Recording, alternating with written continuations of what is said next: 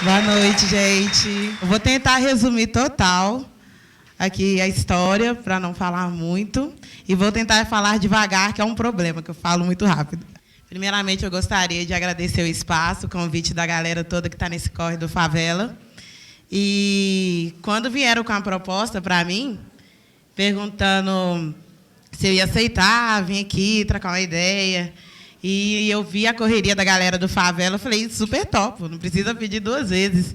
Porque tantos lugares que chamam a gente para poder falar da história, mas é poucos desses lugares que tem tantas pessoas que têm a mesma história. Porque a gente tem, só muda o jardim.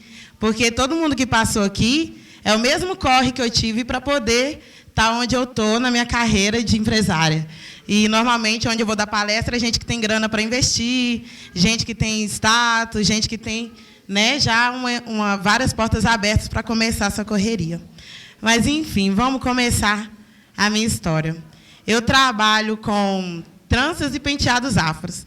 Não trabalho com mega, não trabalho com escova, não trabalho com aplique, não trabalho com permanente afro, porque, normalmente, quando a gente fala que trabalha com os cabelos crespos, todo mundo imagina, né, que a gente mexe com isso tudo. E as pessoas falam, mas você vive, então é só das tranças? É só das tranças mesmo, de criar arte, criar desenhos e também penteados com cabelo crespo. Enfim, essa fotinha, tem várias fotos, mas eu escolhi algumas fotos ali na pressa, porque rolou uns imprevistos. Essa fotinha foi lá no Alto Veracruz, que rolou o campeonato do SEBA, que é um campeonato do basquete, que rola pela galera da CUFA e tal. E, nesse dia, eu lembro muito bem, porque eu escolhi ela, porque ela foi a porta do QI, do Quem Indica. Que até aqui, quem me conhecia era só a galera da cultura do hip-hop, às vezes o vizinho. Aqui, nesse evento, veio galera de vários outros bairros.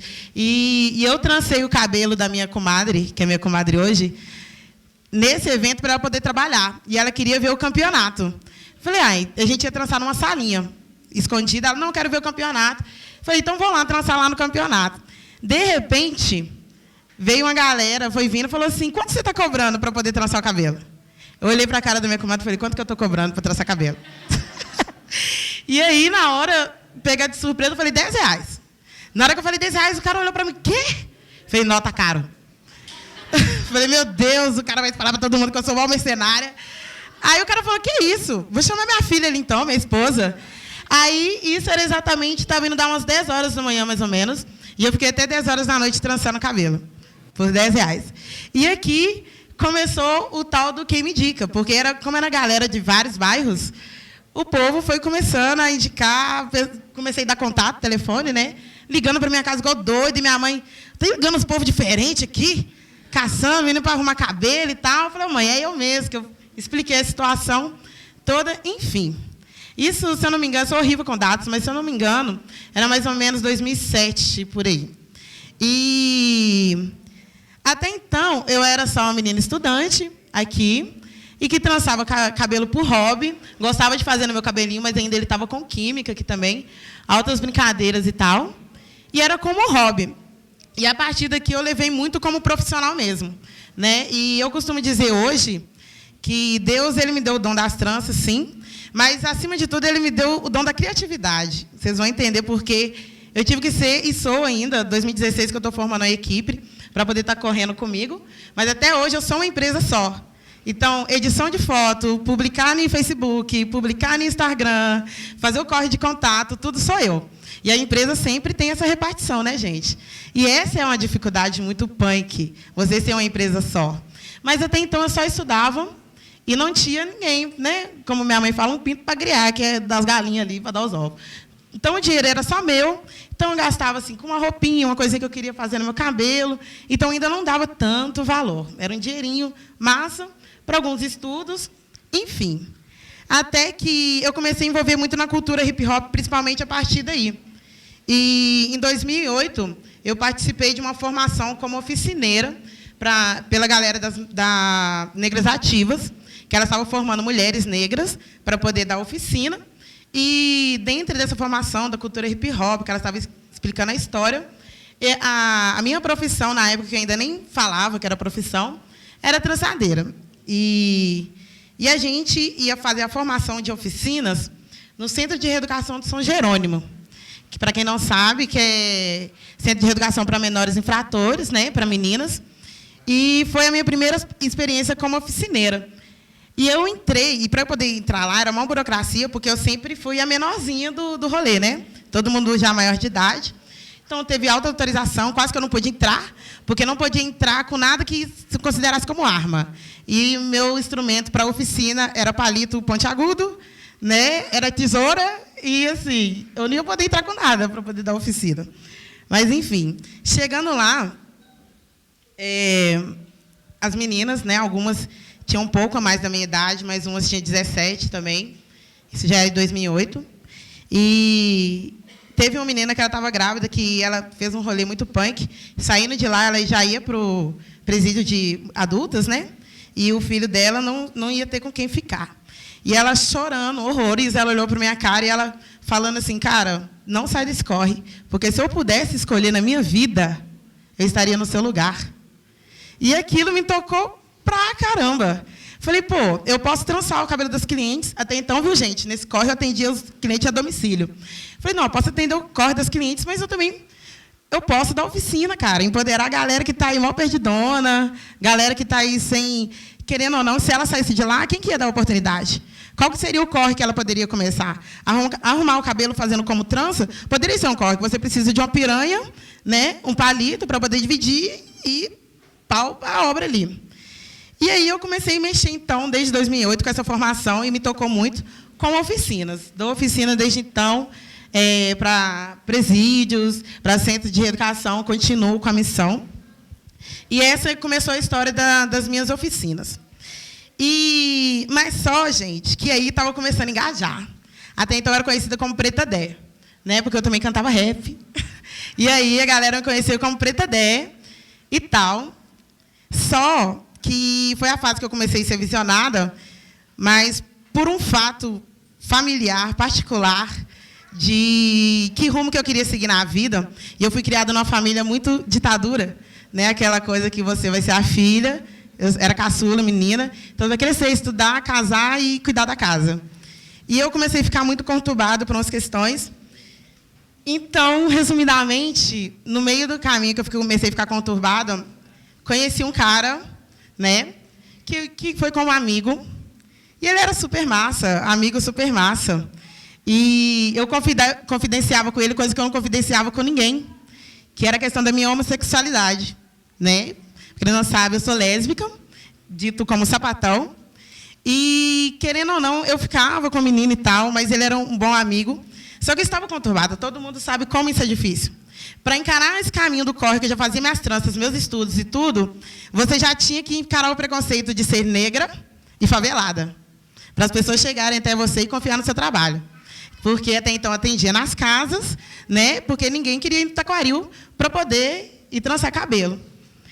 E acabei juntando os planos com esse rapaz, porque ele entrou para a família, e aquela coisa toda, para eu poder... Minha família não sabia da questão da homossexualidade.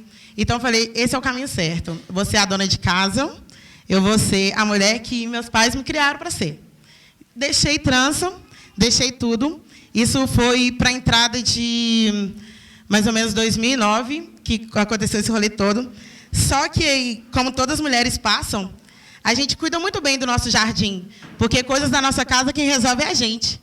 Então, para todo mundo, ele sempre foi um anjo, assim como foi para mim também, no começo. Só que aí, o rolê foi ficando pesado, eu não podia sair mais, né? Aquele rolê, comecei a ficar trancada em casa. E aquele rolê todo que toda menina que já passou por isso conhece. E aí, até que um dia eu pensei, não, vou voltar para minhas tranças. Lógico que eu não ia poder voltar para minhas tranças. Um cara ciumento, possessivo, não ia deixar eu trabalhar. Aí, com muito custo, falei assim, não, mas vão tentar e tal. Então, pode atender só mulher.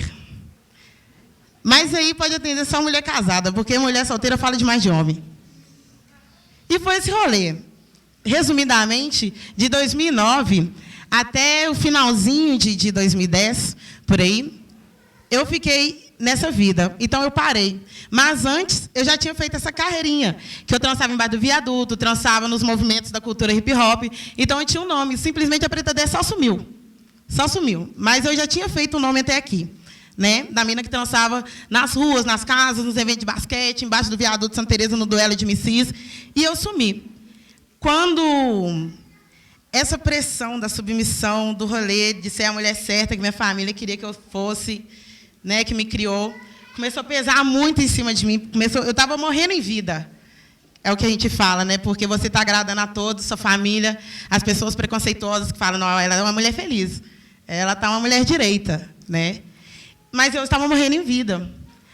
Até que, quando eu falei assim, eu vou jogar isso tudo para o alto, eu não aguento isso mais. Vou jogar isso tudo para o alto, dane-se se eu vou ficar sem família, dane-se se todo mundo vai me apontar o dedo, dane-se. Só que aí Deus resolveu realizar um sonho meu. Porque antes de juntar com esse cara, eu sempre sonhei em ser mãe. E por ser uma menina criada entre 3 irmãos, nunca tive ninguém para conversar. Minha mãe foi criada naquele rolê de não conversa, coisas com as filhas. Eu ficava, como é que eu vou ter uma menina se eu gosto de mulher? Né? Mas, enfim, quando eu já estava estafada, eu engravido. Eu engravidei. E aí eu parei para pensar um pouco mais. Falei, não, agora meus pais vão ter um neto, eles vão ficar mais felizes ainda. Eu não vou fazer isso agora. Até que eu levei a gestação e a coisa foi ficando pior. Você está gorda, você está horrorosa. Daquele jeito, né, gente? Que toda mulher fraga. Foi só me desmerecendo, só fui sofrendo. E eu, naquele rolê, falei, meu Deus, qual que é a sua missão para a minha vida? Porque eu não estou entendendo. E, nisso, eu na perturbação mental, porque eu falei assim, Deus já me deu o presente que eu queria. Será que eu preciso viver isso aqui? Será que eu preciso passar a imagem para minha filha, dessa mulher que eu não sou? E foi o que foi mais peso. Quando a minha filha nasceu, eu comecei a tocar, desculpa pela palavra, tocar tudo por fodas mesmo. Eu queria pensar na minha filha. Eu queria que ela tivesse o exemplo de mulher que eu sou. O exemplo de mulher que eu sempre fui, só que eu tampei para poder agradar a Deus e o mundo, mas eu estava morrendo em vida. Foi quando eu realmente decidi, nasceu em 2011, viu, gente? Foi quando eu realmente decidi quebrar o pau da barraca, porque eu que sustentava a casa. Ele ainda passava como homem que sustentava a casa, saía de emprego todo dia, mas eu que sustentava a casa porque meu pai tem uma empresa e ele, entre esse meio termo, ele deixou eu trabalhar como secretária dele. Então, para o meu pai, eu podia trabalhar, né, gente? Né? Meu pai era um homem que era pai. Então, aí, rolou seguro-desemprego e tal, e com isso eu fui sustentando a casa, mantendo aos poucos, e foi acabando, e o rolê do cara sempre piorando para o meu lado. Enfim, chegou uma época que eu toquei tudo pro fodas mesmo, e eu falei, vou voltar para o meu rolê das minhas tranças. Mas como é que eu ia voltar para o meu rolê das tranças? Sendo que, antigamente, eu só era uma preta favelada. Agora eu sou uma preta favelada, sapatão e mãe solteira. Fraga, o peso era bem maior. E, além disso, eu estava com altas dívidas no nome. Porque o cara monta, né? E eu falei, como é que eu vou fazer esse rolê? Como é que eu vou fazer as pessoas saber que eu voltei para esse rolê de trançar os cabelos? Porque com filho recém-nascido, como é que você vai atender gente em casa? Como é que você vai para os domicílios? Aí, sim, a galera ia ter que ir lá para o Taquaril. Foi quando eu fiquei sabendo que rolava um ponto de internet. No gueto sempre rola isso, né? Tem alguém que pode pegar a internet e distribuir ponto. E era 40 contas essa internet. E eu conversei com o cara, falei, pô, mano, eu não tenho dinheiro para poder começar agora, para poder te pagar agora. E ele falou assim, não, eu te dou o ponto, você pode me pagar mês que vem, de boa, dá nada. Beleza, eu fiz uma grana. Aí, o que eu comecei? Postar as fotinhas que eu tinha guardado. Antigamente, que eu deixei guardado, antes desse rolê, que eu escondi tudo com o cara e tal. Tinha algumas coisas no documento. E falei assim, vou fazer um Orkut, porque na época ainda, eu acho que era Orkut no Facebook, eu não entendia muito da tecnologia, viu, gente? Eu sei que eu fui por Deus pegando na minha mão. Mas, enfim, usei do meio social, falei assim, vou começar a postar minhas fotos, para a galera saber que eu voltei.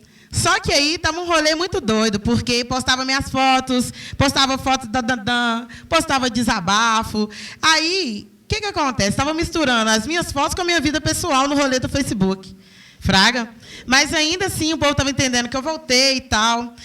A galera foi me ligando. Quando me ligava, eu falei, voltei a trançar sim, mas eu estou com filha agora. Então, a trança que durava 1 hora, agora vai demorar 3 horas, que eu vou ter que parar para trocar fralda, vou ter que parar para dar peito. Pô, para mim não vai dar? Então, tudo bem. Massa, volta quando dá, então. E aí o rolê foi acontecendo. As coisas foram acontecendo tão em cima uma em cima da outra, gente, que eu estou tentando contar partes muito importantes, porque eu sei que essas partes são muito íntimas da minha vida, mas eu sei que pode ter gente sentada que está acontecendo isso também. Entendeu? E, às vezes, ela vai pensar, não vou conseguir, não vai rolar, isso é loucura. Enfim. E foi acontecendo, passei muita dificuldade, eu atendia meu barracão era 2, então era quarto e cozinha, então eu atendia na cozinha, era cabelo com comida, com tudo, com bebê, com fralda, era esse rolê doido aí. E à medida que eu fui trabalhando no Facebook, eu fui sendo reconhecida. Aí, resumindo a história toda, até que chegou uma hora que eu falei assim, que aí eu tinha feito trança arte no Facebook, colocado minhas fotos, até que eu falei assim, não, eu tenho que separar esse rolê do pessoal e profissional, porque eu acho que está me avacalhando um pouco, porque os clientes começaram a ligar e falar, não, mas eu vi umas fotos lá, mas eu queria ver umas coisas mais, só vi fotos de bebê, só vi fotos de não sei o quê e tal. Aí, onde veio Xeruba. Depois de várias pesquisas, quando eu colocava minha menina para dormir, eu ficava usando da internet que eu tinha para pesquisar mais das tranças, já que eu não podia pagar um curso, né? A gente sabe o que é isso, a gente não poder pagar um curso, a gente querer aprofundar, mas não pode pagar um curso. Falei, tem internet aí, pô. Aí eu comecei a pesquisar, até que eu cheguei no nome Xeruba, que traduzido para o português chama trança. Trança, no caso, Goferai Afro. Então, vocês me chamam de trança afro, gente. E eu vi, e essa pesquisa vem da Etiópia, da língua amárico, ou eu não sei pronunciar muito, mas é da língua amárico, que veio de uma galera de resistência que não aceitou ser colonizada, porque na época teve uma lei da colonização branca, que isso não é ensinado na escola, como muitas coisas, que era a lei do good hair. Então você tinha que ter o cabelo bom. Então as pessoas eram obrigadas, era uma lei a alisar o cabelo. E teve essa parte da galera da Etiópia que não aceitou esse rolê louco. Né, porque as pessoas usavam graxa. Depois veio a época do pente quente. Ninguém nem sabe por que veio o pente quente. Foi por causa desse rolê. Fraga. E aí eu falei assim, pô, esse é meu nome, super minha identidade. Porque enquanto eu trabalhava lá, fazendo as tranças, eu trabalhava a autoestima das minas que estavam lá comigo. Fraga, porque ia ter mina até com buraco já na cabeça. Porque tem profissionais ótimos na área também, da química, da escova, mas, infelizmente, não tem. Ou então, às vezes, a pessoa não tem o recurso de pagar o que tem que fazer depois, né, para fazer.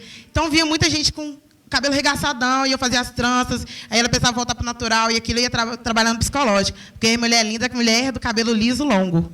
Então, eu ia trabalhando psicológico. Enfim, até que hoje eu falo, o que me ajudou foi criar o Facebook do Xeruba, porque eu falei assim, agora aqui é foto só das minhas tranças. Ah, se eu for na festa, eu vou na festa, ninguém quer marcar. Não vou aceitar marcar. Não vou aceitar. E era foto só das minhas tranças. Então, o que me ajudou a voltar mesmo, e as pessoas me visionar e ver que eu vim voltando para as tranças, foi ter uma responsabilidade com o meu profissional, mesmo ninguém me ensinando como ser profissional. Foi a minha necessidade. Eu preciso sustentar minha filha. Eu criei minha filha até hoje sozinha. Eu não tive vó, não tive tio. Eu criei minha filha hoje até sozinha. Se eu preciso de fazer hoje em dia, sim.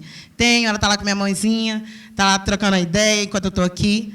Mas, antigamente, era pagar. Se eu precisasse fazer um corre, era pagar para alguém ficar com ela. Então, eu comecei a ver muito profissional, que eu precisava sustentar a minha filha. E eu sustento ela, está sozinha até hoje. Então, o que eu falo que me ajudou muito nesse rolê, mesmo, foi o Facebook. Enquanto eu postava as minhas tranças, querendo ou não, eu era muito sozinha, eu e minha filha. Então, eu usava a internet para postar. Sim, 2 minutos, gente, vou tentar recolher.